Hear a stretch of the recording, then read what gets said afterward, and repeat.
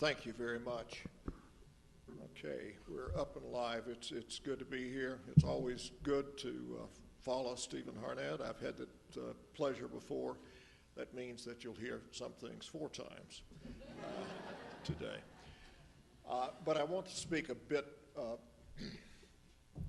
more broadly. Each of the member campuses of the Association of Public Land-Grant Universities, of AAU, ARL members, the CNI member campuses received a letter not long back, about a year ago, that suggested that discussions be held on each campus. And the key words in it here, those discussions ought to involve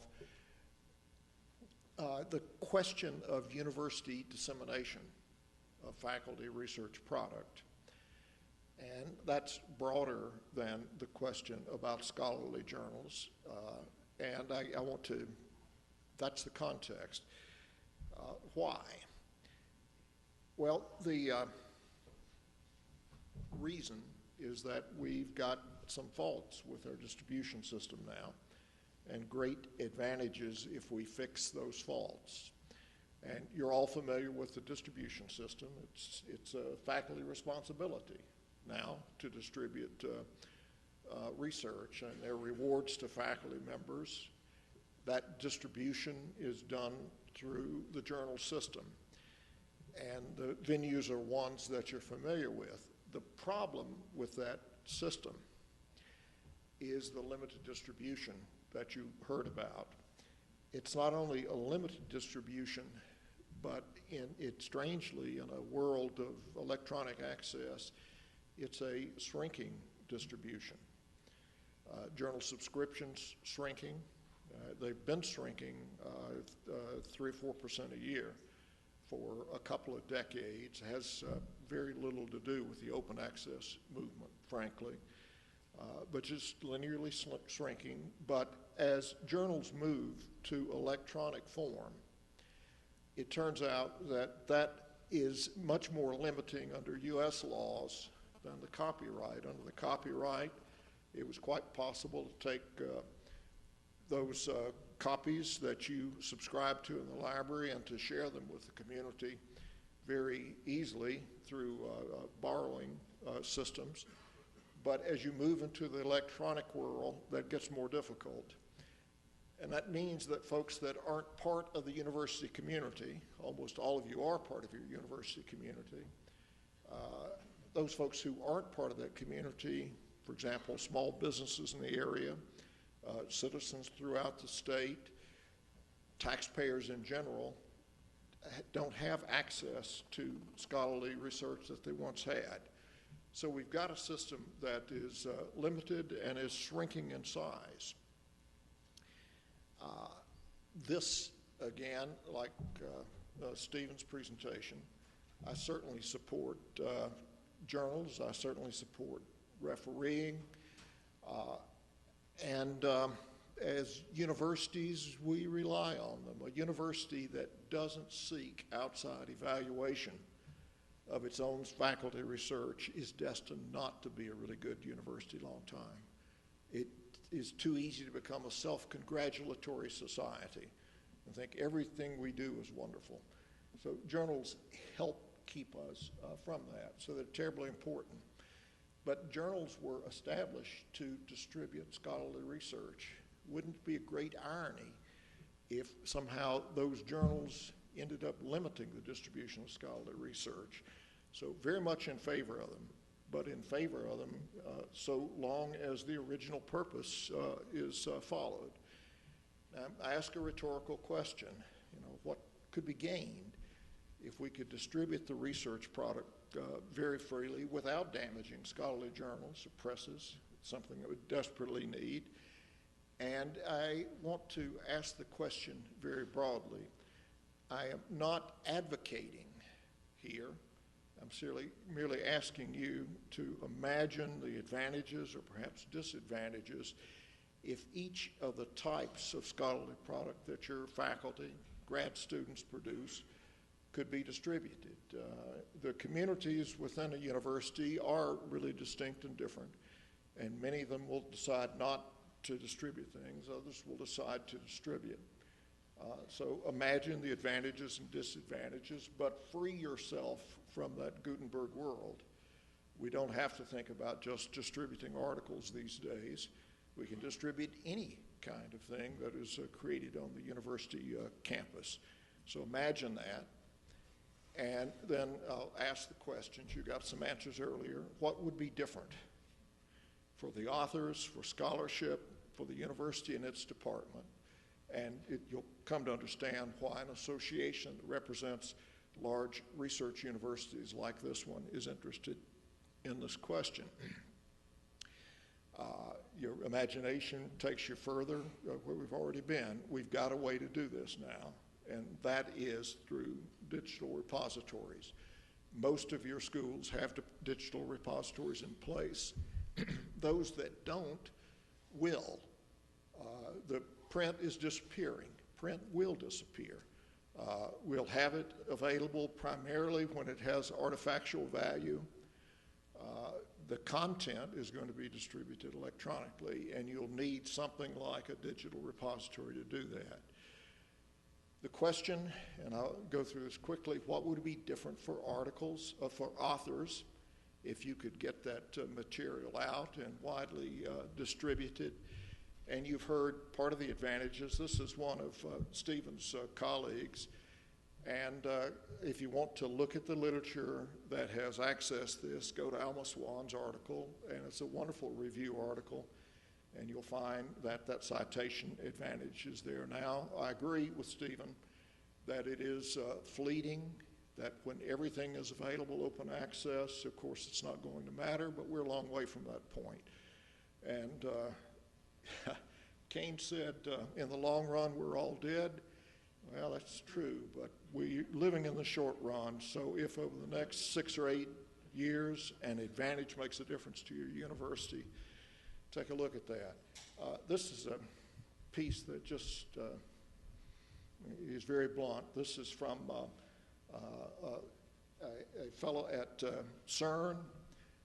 You know, within the physics community, they have used archive to put the material out before it was published, and then repeated citations after it's published. And what they find in physics is not only that there are 5 times the number of citations for articles that are placed on the web and are freely available, but that 20% of the citations occur before the article is published.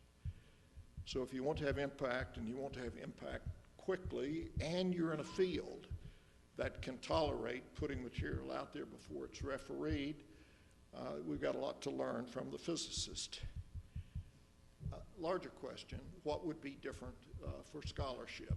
And I don't mean to rush that first thing. We'll never get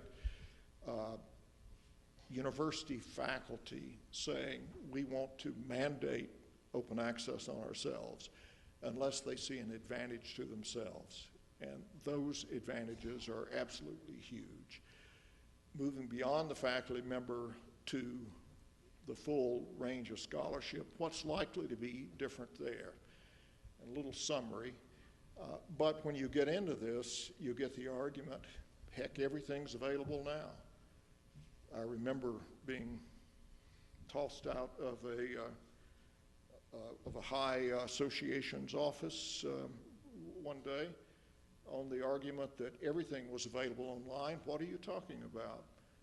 And it turned out for that officer, everything was available online, but that's not the case for our colleagues. And we are in a period now of great stringency, fiscal stringency for our universities. There are lots of universities canceling subscriptions at this point. I wouldn't be surprised at all if this statistic doesn't get worse. So it's not available. But this question of what's in it for scholarship is the one that Zerhouni, when he headed NIH, addressed, and he imagined this world and the difference it would make for the biological medical sciences if everything were available. And his concept of everything not only includes published articles and the grant findings, but data is very expansive. And he took steps to create what NIH is doing now, early steps that led to this, because he just imagined that the dollars would go further and science would progress more rapidly. Not all of you are in the sciences, but Zerhouni's impetus is pushed as much as anything by volume. And here's a little piece that a colleague has let me use that looks at Huntington's disease and the number of articles that have been generated about various nodes here. And can you imagine going home at night and reading 27,266 papers to get up to speed on that particular node, or being a master of all those 130,000 papers? It's just impossible. And what Zerhouni holds out for fields like this, and you can replicate diagrams like this, is we'll never really master the research that's being done until we can have crawlers out there that go through the research, sort through it, and point to the ones likely to be more important to human beings, who then can digest things. A real problem. You can't have a crawler go through the research unless the research is, one, online, and two, accessible. Pay tolls simply don't work. Now, those of you who are not scholars in the sciences, imagine how many citations there have been to Milton or Shakespeare or to whatever. Imagine it rivals numbers here, and you don't like to think about things like mechanical crawlers, but there's a limit to the amount of time you have available. So for the progress of science, getting access to that material is is terribly important. Different for your university, department, center, institute. You learned a lot about that from Stephen, that visibility increase that led to the Southampton visibility and rating is tremendously important. But I want to go beyond that just a little bit. What I'm concerned about a great deal in my position with APLU is what's happening to the funding of U.S. universities. And this is sort of for all higher education on a per student basis. And if you look at that blue line, that's what's happening to state funding. Again, it's Public University Association, going down in real terms per student over time at a time when science is expanding, when the effect of scholarship on the lives of every individual is growing greater. Why in the world is that happening? If you move to, well, there's another thing you might notice there. The cost of higher education is shifting rapidly from the state to the student as tuition covers more and more of that cost. If you move from the national picture to Texas, you have some of the same elements. That is, students paying a much larger proportion of the cost. The state had been fairly steady over time until lately, and you're experiencing a little more stringency now. I hope you don't experience more in the future, but it not necessarily good. This pattern is one that essentially says the student is the one who benefits from education, so let the student pay the full cost of education. That's saying that all those folks out there whose lives are longer, more comfortable, easier because of the advances made within the academy have little responsibility for paying for those advances. I think part of what's going on is that our universities are essentially invisible to the people who don't interact with us daily because they're students. There are people here in Denton who probably are afraid to come on this campus. It's a scary thing for them. there are in most university towns. Universities aren't approachable. University of Nebraska fairly early put up an archive, and it has been successful as a voluntary archive more than most universities in getting its faculty members to put work up. Well, what do people in Nebraska care about? I don't mean to demean people in Nebraska. I could do this about Texas or anybody else. Well, if I've got a fishing pond, I care about those muskrats that are chewing holes in it. If I've got a baby crying at night, I care about colic. I care about switchgrass because I want to know if I can grow a new crop that might produce a difference in not the country's energy, but in my income. I care about swine flu because it might affect me. If we had a mechanism, a way that could let the average citizen find out what's happening on their local university's campus, that would be tremendously powerful. If it were a mechanism that didn't involve actually having to do something difficult and scary like go onto the campus, that'd be even better. Wouldn't it be nice to know that your taxpayers were paying for some research that you cared about? Your money was going for that, even if it were muskrats or whatever else it might be, you name it. You look at the research going on this campus, it's of tremendous importance to citizens, and they don't even know about it. My suggestion is that part of the reason that funding to universities is declining, and it's declining more rapidly for research universities than for the whole set of universities, is because we haven't made available to the public this awareness of what's actually happening on our campuses. So imagine that you had a fully populated repository, probably not just of journal articles, but this whole set of accessible things, what difference it might make to the funding of the University of North Texas or whatever university you're involved with.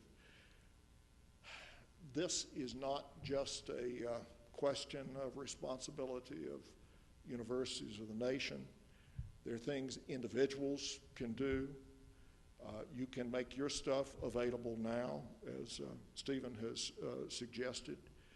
You can work in departments and develop systems that will make sure that your department begins to get visibility. You can do it not only going forward, you can recreate a historical file. And finally, you can encourage your faculty to do what was suggested, develop a deposit mandate. And the deposit mandates at the institutional level are worldwide. Here, the set of institutional mandates within the United States I know about. I list the University of Kansas mandate because I'm damn proud of it over time. It was probably the first internationally known university to adopt a mandate, and I think it leads the way for lots of other universities. How did that come about at Kansas? Well, we spent a decade talking about it, and then we passed a policy, a voluntary policy that urged faculty to deposit, and some did, but a small proportion. Voluntary doesn't really work, and then I left, and boy, things just broke loose at Kansas. The faculty governance remained interested, studied it, took a full policy to the faculty, and it passed. It's in the process of implementation now, but it will make the kind of difference to the University of Kansas that it could make to your universities in time. I'm not suggesting you need to spend a decade talking. You know what, we've got 2 ears, 1 mouth. We ought to at least hear twice as much as we speak. The conversation has gone on. It's pretty obvious what the advantages are. So my suggestion is that your universities find a way to get a complete digital accessible collection out there. You can put in it whatever you want. Certainly you ought to be putting in it manuscripts that have been accepted for publication in scholarly journals. But you can go beyond that if you wish. But beyond that, we've got roles as citizens, and that role as a citizen involves supporting efforts to make sure that all scholarship is available. It turns out, but I don't have it here, it turns out that the members of the public often are more interested in scholarship than you imagine. It's not just that Muskrat example. A lot of the push for the NIH deposit requirement came from what's known as the quote, the disease community. People who have someone in their family or they themselves develop a condition that they really don't understand, that their doctors can't quite explain to them, that they worry about whether their children are getting adequate treatment. And members of that community they're incensed that research that's paid for with their tax dollars isn't available to them. They try to click on an article and it says, for a mere $50, you can have a copy of this. Well, no, unacceptable. So you will have others join you in this insistence that policies like NIH go into effect. Support that Cornyn-Lieberman bill. There's now a bill like it that's been introduced into the House.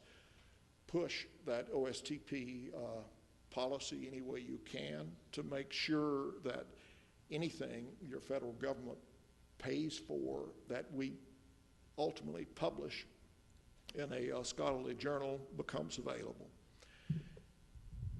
This problem that we're trying to solve, dealing with the scholarly literature, is a larger problem, and I simply want to highlight it here. This is something that my boss, Peter McPherson, had published in an EDUCAUSE editorial. When we established the patent clause of the Constitution, that clause was intended not only to reward those who create intellectual products, but to help spread the advance of knowledge. And we inhibit the advance of knowledge when we make it very difficult to use in teaching or research the ideas that have received intellectual property protection. So I think we're beginning, I hope we resolve this question about scholarship and get everything out there and available, but we need to move on to a wider question of access to scholarship. You are mostly public university people here. Many of you are in the land-grant tradition, and those of you who are not are sort of, your universities have grown into it. We have a higher obligation. We can't sit back and let artificial barriers stop the material that we produce from getting to the public. It's our obligation to get it out there. So the push from APLU, from AAU, from ARL, from CNI is a push to move from this passive stance, faculty distribute your research if you want to an active stance that says the country will be a better place and will probably share more resources with us if we make our research available to them. Let me turn it over to Michael now.